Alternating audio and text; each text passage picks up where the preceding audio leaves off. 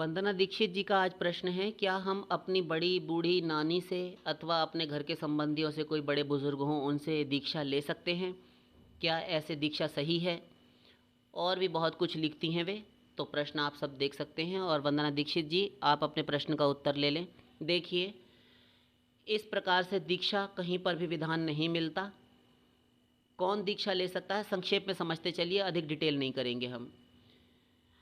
देखिए, दीक्षा देने का अधिकारी कौन है?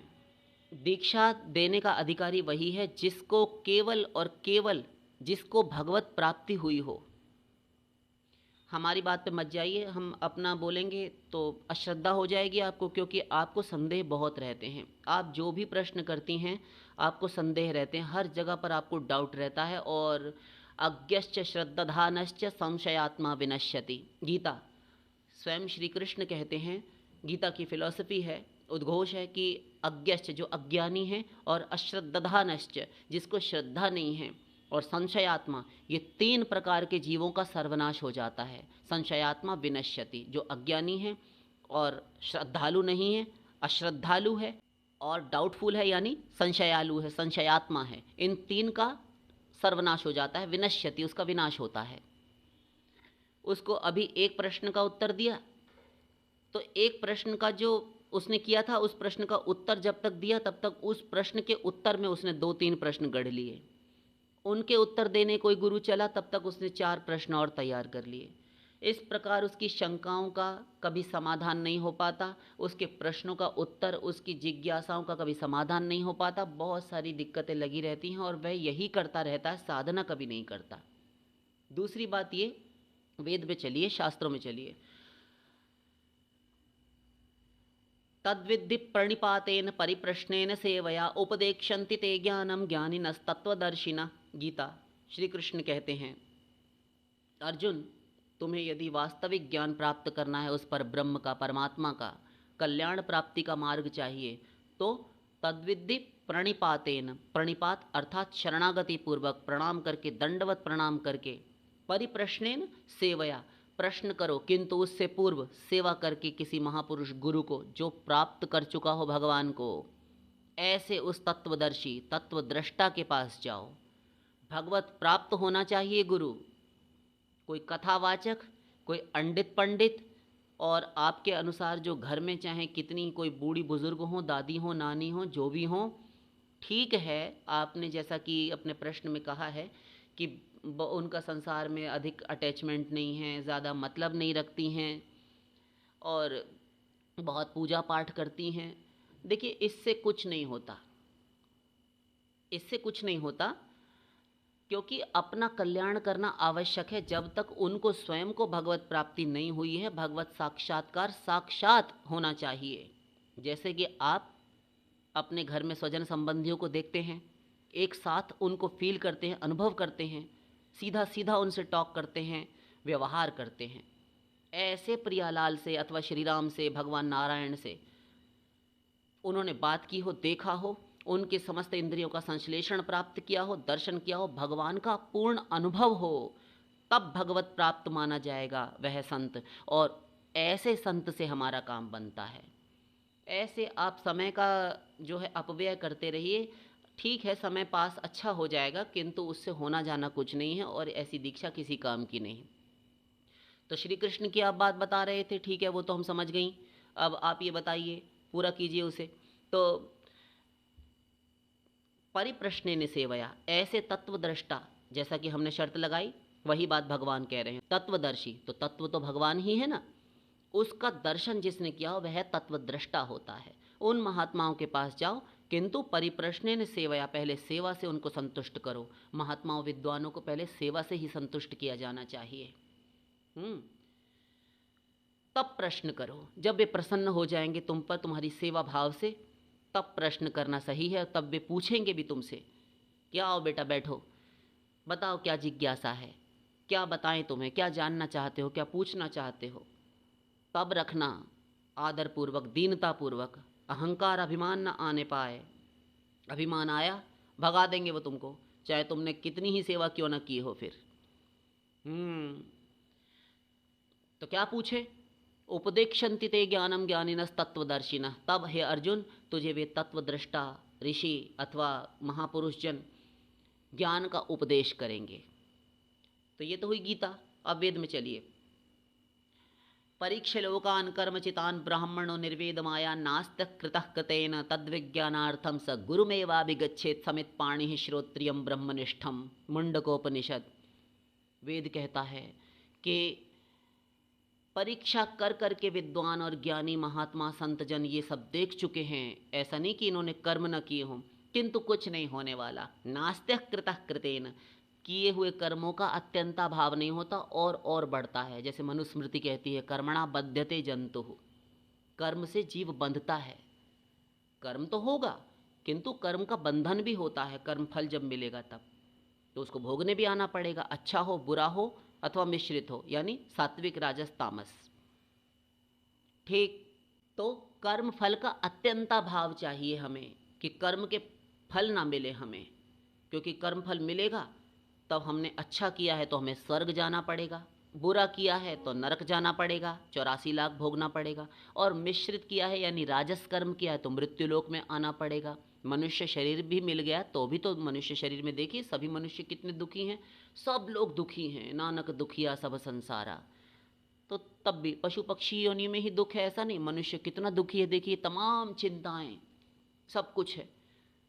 तो ये तीनों ही प्रकार के कर्मों के फल सात्विक राजस तामस के दुख से युक्त हैं। इतना यदि एक छोटा सा उदाहरण दें तो स्वर्ग सोने की बेड़ियां हैं, जंजीरें हैं, श्रृंखलाएं हैं, और मृत्युलोक है वह चांदी की बेड़ियां हैं, और लोहे की बेड़ियां हैं हमारी ये नरक लोक। और 84 लाख, किंतु है बंधन। सोने का पिंजरा भी हो, उसमें भी यदि तोता मैना आदि शुक सारिका को आप बंद कर दें तो उसको उस धातु से थोड़ी मतलब है कि हम सोने के पिंजरे में रहते हैं। उसको तो ये लगता है कि हम उन्मुक्त गगन के पंछी हैं, उड़ने वाले, हमको यूँ यहाँ क्यों अजी अच्छी ज़बरदस्ती है, निकालो हमको यहाँ से बाहर। नहीं निकालेंगे तो उसको पसंद नहीं आएगा। अरे देखते हो सोने के पिंजरे में हमने तुमको डाल रखा है, अरे तो क्या हुआ है तो हम बंधन में ही, तो नहीं पसंद आता। पसंद नहीं आएगा। तो हमारे लिए बंधन है। तो स्वर्ग, ब्रह्मलोक, मृत्युलोक और नरक, ये इन सब के परे जाना होगा। तो उसके लिए ये सारे के सारे कर्म कर करके देख चुके, उनसे बंधन ही प्राप्त होता है। इस वेद मंत्र का ये अर्थ हमने डिटेल अधिक कर दिया अपने शब्दों में समझाने के लिए। तो परीक्षे लोकान कर्मचितान ब्राह्मण निर्वेद माया नास्त्य कृतः कृतेन, किए हुए कर्म फलों का अत्यंता भाव नहीं होता, किए गए कर्म और बढ़ते चले जाते हैं। तो फिर तद्विज्ञानार्थम स गुरुमेवाभिगच्छेत, गुरु के पास ही जाना होगा सही सही कर्म क्या होता है। समित पाणि, हाथ जोड़कर, हाथों में कुशा पकड़कर, श्रोत्रियम ब्रह्मनिष्ठम, श्रोत्रिय और ब्रह्मनिष्ठ महापुरुष हो। मतलब श्रोत्रिय का अर्थ होता है समस्त शास्त्र वेदों का ज्ञाता हो, पहली शर्त। दूसरा ब्रह्मनिष्ठ हो अर्थात भगवत प्राप्त हो, जैसा कि श्री कृष्ण ने अभी गीता में कहा तत्वदर्शी, ऐसा गुरु होना चाहिए। तब फिर आपकी नानी जी हों, आपकी दादी जी हों, आपके घर में जो भी जी हों, इनसे दीक्षा लेने का कोई लाभ नहीं। हाँ, तब हो सकता था यदि इनको साक्षात परम तत्व की उपलब्धि हो गई होती, इन्होंने दर्शन भगवत प्राप्ति सही सही कर ली होती, तब फिर ले सकते थे, कोई बात नहीं। ऐसे नहीं चलेगा कि बहुत पूजा पाठ करती हैं, ऐसे आप करने लगी और आप दीक्षा देने लगी है, ऐसे नहीं होता। तो आप समझ गए, इससे कुछ नहीं होगा। हमें उसके लिए किसी श्रोत्रिय ब्रह्मनिष्ठ किसी जागृत संत के पास जाना होगा, उसको ही गुरु बनाना होगा, तभी हमारा काम बनेगा। अन्यथा किसी से भी आप दीक्षा ले लीजिए, घर में ही क्यों बाहर भी यदि कोई मिले तब फिर आप फंस जाएंगी, फिर आप गुरु बदलती रहेंगी, आपको अश्रद्धा होगी। इसलिए तो उपाय तो बताइए, आप तो बोले ही चले जा रहे हैं। ठीक है, नहीं बोलेंगे। तो उपाय ये है कि देखिए वंदना जी, आप हमारी बहन लगती हैं अथवा हमारे लिए अधिक आपकी आयु है, तब फिर आप हमारे लिए माता के समान हो गई, और हम तीसरा कोई रिश्ता नहीं जानते, किंतु आप हमारे लिए बस वंदनीय हैं क्योंकि भगवान की भक्त हैं, उनकी अंश हैं, इसलिए। तो जो भी हैं, आप इतना जान लीजिए कि आप ना, आजकल हमारा समाज बहुत खराब है, वर्तमान युग, धर्म युग परिस्थिति को देखते हुए, समाज की ये परिस्थिति को देखते हुए, जो संसार का जो बेड़ा गर्क हुआ पड़ा है ना, उसको देखते हुए स्त्री के लिए अथवा किसी पुरुष वर्ग के लिए भी गुरु बनाना ठीक नहीं है। गुरु आवश्यक है, क्योंकि गुरु बिनु भवनिधि तरिय न कोई, जो बिरंचि शंकर सम होई। रामायण। गुरु के बिना भव सागर से कोई उत्तीर्ण नहीं हो सकता, पार नहीं जा सकता, यदि ब्रह्मा शंकर के समान भी हो जाए, रामायण कहती है। तो गुरु तो आवश्यक है, किंतु ऐसे गुरु कहाँ ढूंढें जाकर? यदि सच्चे भी हों तो वे सच्चे गुरु स्वयं तो कहेंगे नहीं कि हमको गुरु बना लो, और जो कहे और जो कान फूंकने के लिए फटाफट तैयार बैठा रहे हर समय कि कोई आवे और कान में हम फूंक कर दें, उसको फूंक मार दें, चेला बनावें, तो ऐसे गुरुओं की तो बहुत आजकल बढ़ती होती चली जा रही है। ऐसे गुरुओं से सावधान रहें। तो फिर हम क्या करें? हमने आपसे पूछा था, तो आपके लिए केवल एक ही उत्तर है। जब जब ऐसा धर्म संकट, जब जब ऐसी परिस्थिति में आप फंस जाएं, तब आप एक ही काम कीजिए। आपको भगवान का जो भी रूप प्रिय हो, राधा रानी अथवा युगल सरकार अथवा श्री राम, जो भी जिनकी भी आप उपासना करते हैं, हम केवल भगवत अवतार अथवा भगवान की ही बात कर रहे हैं, हम अन्य किसी भी देवी देवता की बात नहीं कर रहे। सबको प्रणाम कीजिए, सब ठीक है, किंतु दुर्भावना नहीं। हम केवल और केवल भगवान की बात कर रहे हैं, और उनका हम नाम ले चुके हैं। तो उनकी उपासना करते हैं तो आप आंखों में 2 अश्रु बिंदु लेकर, 2 आंसू लेकर भगवान से प्रतिदिन की प्रार्थना कीजिए। पूजा वगैरह आप जो करती हैं वो कर लीजिए, पूजा इत्यादि। शेष समय में उन राधा रानी से, उन श्री राम से, उन ठाकुर जी से अथवा युगल सरकार से, प्रियालाल से प्रार्थना कीजिए कातर कंठ से शरणागत होकर कि प्रभु, सारे शास्त्र वेदों का ज्ञान मुझे किसी भी संत से हो गया कि भगवत प्राप्ति ही जीवन का लक्ष्य है, ध्येय है, परम चरमराधांत लक्ष्य है इस मनुष्य शरीर को प्राप्त करके यहाँ संसार में आने का। तो तुमने मुझे मनुष्य शरीर तो दे दिया, तुमने ही ये शर्त भी लगाई, गीता से भी मुझे ज्ञान हो गया कि हाँ ऐसे किसी तत्वदर्शी महापुरुष के पास जाओ, किंतु प्रभु अब मैं अपनी बुद्धि से कहाँ जाऊँ ढूंढने? ऐसा गुरु कहाँ मिलेगा?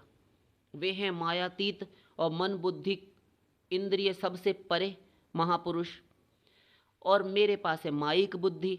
मैं कैसे समझ पाऊंगी अथवा समझ पाऊंगा? ये सर्वसाधारण सभी साधक और साधिकाओं के लिए हम बोल रहे हैं, केवल आप ही के लिए नहीं। जिन जिनको ऐसी प्रॉब्लम है उन सब के लिए है, जो गुरु बनाना चाहते हैं किंतु भयभीत हैं कि किसे गुरु बनाएं। तो वे कहीं ना जाएं गुरु बनाने के लिए, वे अपने घर पर रहें और अपने भगवान की आराधना करें और प्रार्थना करें।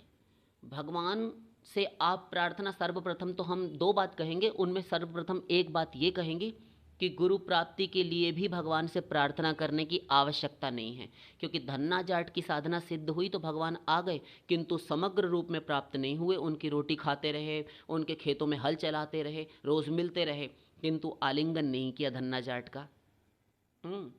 तो कहते हैं आज तो मैं तुझे कन्हैया गले लगाऊंगा, तो कहते हैं हम नहीं लगाने देंगे। क्यों?